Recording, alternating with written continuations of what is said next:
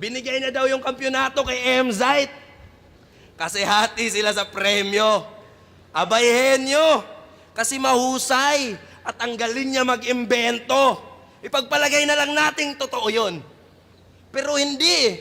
Malabo maging tunay. Paano kami maniniwala sa'yo, bay? Sali ka ng sali sa buhay.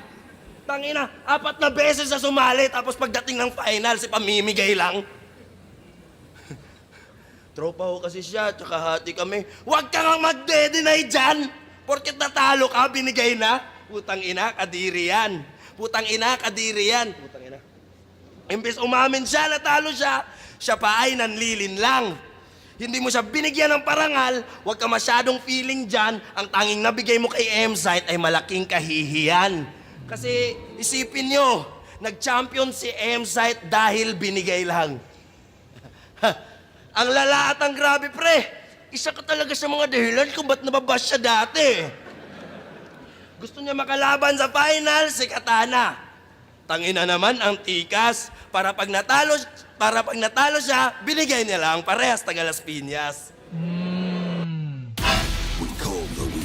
Okay, angle naman dito ni Ban yung yung isa buhay run dati ni Lipcram yung natalo siya kay Emzite sa finals. Tapos yung balita nun is binigay niya lang kay Emzite yung panalo.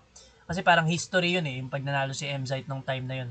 Champion sa tryouts, sa 2x2, tapos sa isa buhay.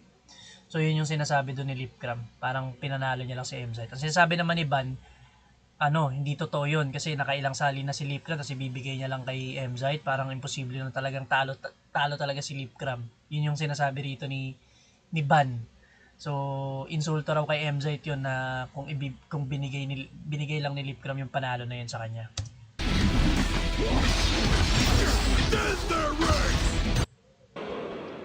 Ito daw magkakampyon, hala. Iba't sa kada moves tanga, hindi ka pa nga natatalo, gago, nagrarason ka na. Binigay ang puta, bigyan kita dyan eh. Gigil na gigil. Ganda ng delivery niya doon, isa ba? Iba't sa kada moves tanga, hindi ka pa nga natatalo, gago, nagrarason ka na. Binigay ang puta, bigyan kita dyan eh.